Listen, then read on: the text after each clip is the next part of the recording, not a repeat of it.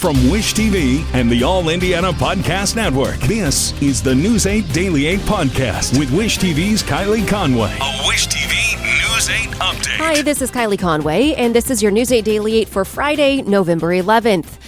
The pleasant weather we've had is moving out. The first remnants of Nicole, the tropical depression Nicole, will bring showers to portions of central and southeastern Indiana. The latest trends, according to our Storm Track 8 meteorologists, have shown that rain is going to scoot much closer to the Indy metro as well. Not everyone's going to see rain, but there will be extensive cloud cover.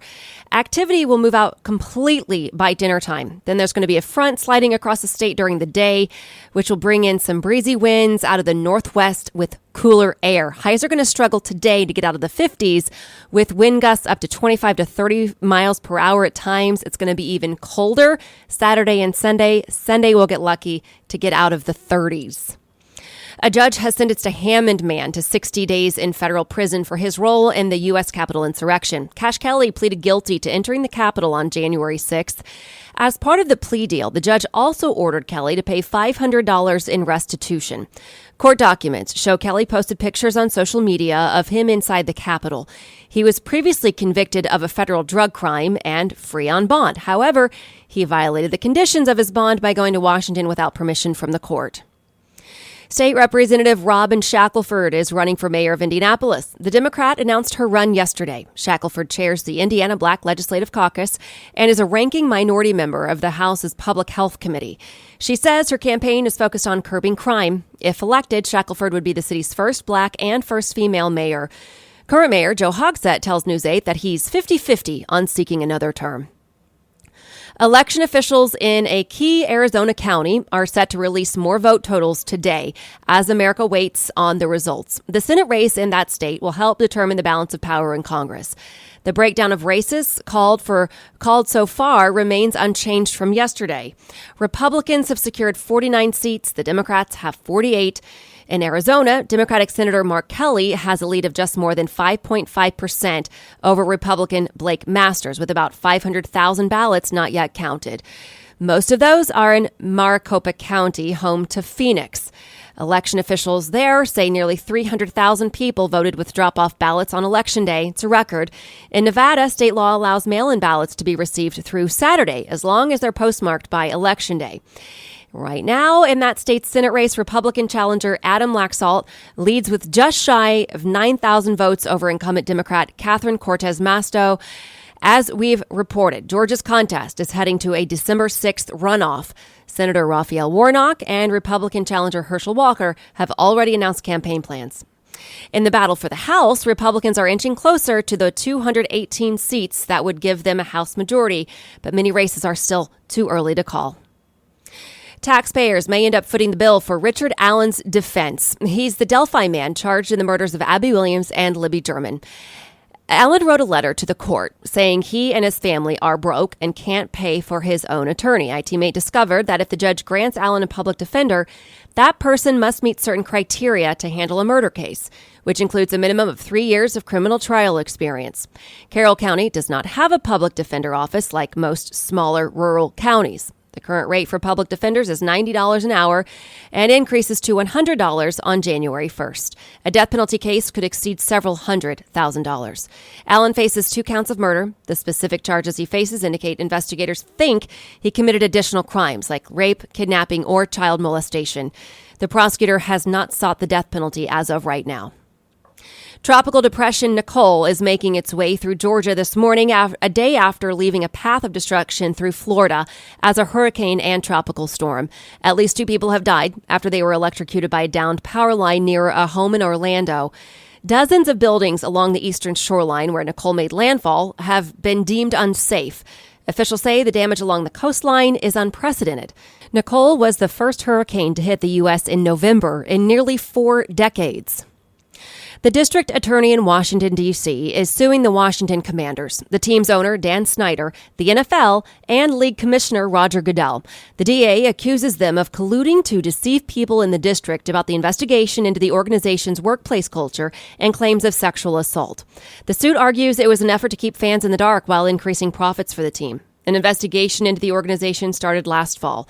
Snyder's ownership has been plagued by controversy for years. Last month, Colts owner Jim Irsay called for Snyder to lose the Commanders. Snyder has since indicated he is open to selling the team. The Justice Department is appealing a Texas federal judge's decision to block President Joe Biden's student loan forgiveness program. The judge declared the plan, which was already on hold over a separate lawsuit, illegal last night. The Biden administration has argued the 2003 HEROES Act gives the education secretary broad power over student loan debt. The judge says the law does not provide the executive branch clear authorization from Congress.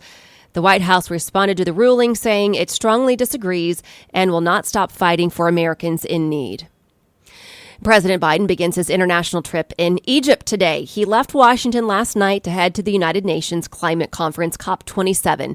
Biden plans to spotlight the Democrats' massive health care and climate change bill known as the Inflation Reduction Act. After Egypt, Biden will spend a couple of days in Cambodia for a summit between the United States and the Association of Southeast Nations. Then he's set to attend the G20 summit in Indonesia.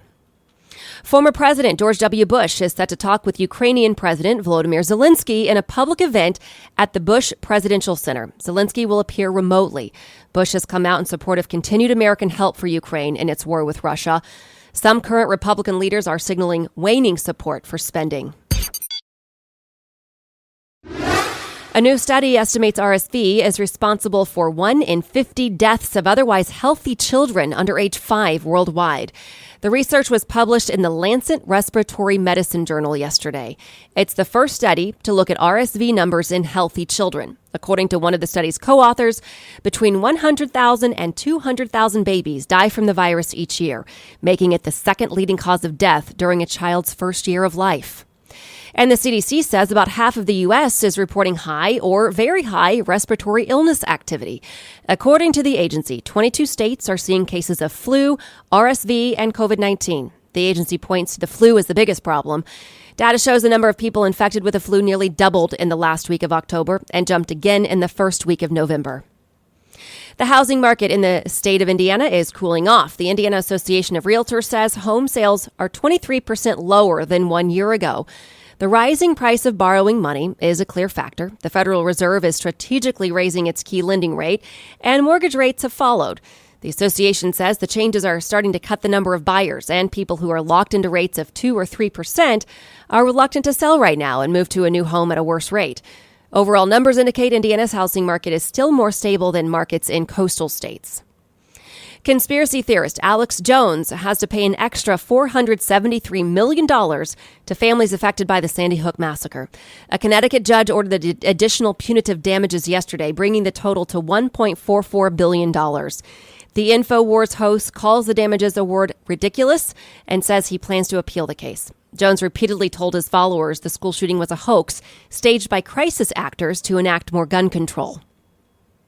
Elon Musk is warning Twitter employees the company may not survive if it can't find new ways to make money. He sent a company-wide email to staff members Wednesday night telling them to brace for difficult times ahead. He also ordered staff members to stop working from home starting yesterday. This comes after last week's mass layoffs, including Twitter's head of trust and safety. And more Twitter problems. Now its chief information security officer is quitting. Leah Kistner made the announcement in a tweet yesterday saying, "I've made the hard decision to leave Twitter. I've had the opportunity to work with amazing people, and I'm so proud of the privacy, security, and IT teams and the work we've done." Kistner did not provide a reason for leaving. All right, to some business headlines. Large and consistent price increases in food and energy have been driving consumer prices higher. In fact, the government says food at work and school was up 95% year over year. Eggs rose by 43%. Butter was up 33%. Energy prices were up 17%. And to reduce energy bills, many Americans have been turning to energy-efficient smart thermostats. But a new study has found that households with smart thermostats wind up using, on average, the same energy as homes without them, and those with the devices may even increase their consumption of natural gas. A study from Honeywell and Pacific Gas and Electric finds that people override the setting so often that they end up using just as much or even more energy. Thanksgiving flight bookings are down compared to 2019. That's according to Adobe, but flights are more expensive now, so that's lifting overall revenue. Air travel demand has been resilient this year despite high inflation and a sharp rise in fares. In October alone, consumers spent $72 billion online as early holiday deals kicked off. Adobe says that's an 11% increase from the month of September. Despite the early deals, Adobe still expects the best discounts to occur around Cyber Week. Amazon unveiled a new delivery drone design that's smaller, it makes less noise, and can fly through light rain. The company has spent nearly a decade pursuing founder Jeff Bezos' vision of autonomous drones that can deliver a package weighing less than 5 pounds as little as 30 minutes after a customer places an order. Drones could significantly cut the cost of delivery, which still mostly requires a person driving a vehicle to someone's home. And some things happen around town. The first in-person Veterans Day parade in 4 years returns to downtown Indianapolis. Organizers canceled it in 2019 due to snow, in 2020 because of the pandemic, and last year due to severe thunderstorms. Today's events start with a breakfast from 8 to 10 this morning, followed by a public service at 11 on the north steps of the Indiana War Memorial. Nearly 60 groups, including 6 marching bands, will be in attendance to honor Indiana's veterans. The parade starts at noon on Michigan and Pennsylvania streets. The American Dairy Association of Indiana is also celebrating Veterans Day. The State Fair Dairy Bar is opening up to service members. All active duty military members and veterans will receive a free milkshake. The first 500 will also receive a special edition commemorative cup. The Dairy Bar will be open from 11 this morning until 2 this afternoon. The sights and sounds of Christmas are making a comeback. Christmas Nights of Lights begins at the Indiana State Fairgrounds today. The festive display has a giant singing snowman, several of them life-sized nativity, Candyland, a giant American flag, a 240-foot tall wall of lights, so much more. It's open from 6 to 10 each evening, tonight through January 1st. Tickets must be purchased ahead of time. They start at $30 per vehicle and then go up depending on how many people are inside. As Thanksgiving gets closer, we do need your help feeding 15,000 families in central Indiana. Wish TV is once again teaming up with the Moselle Sanders Foundation. This is the 51st year the group is hosting its Thanksgiving dinner. You can donate by texting Moselle to 317-633-9113. You can also donate online. We have a donation page there at wishtv.com.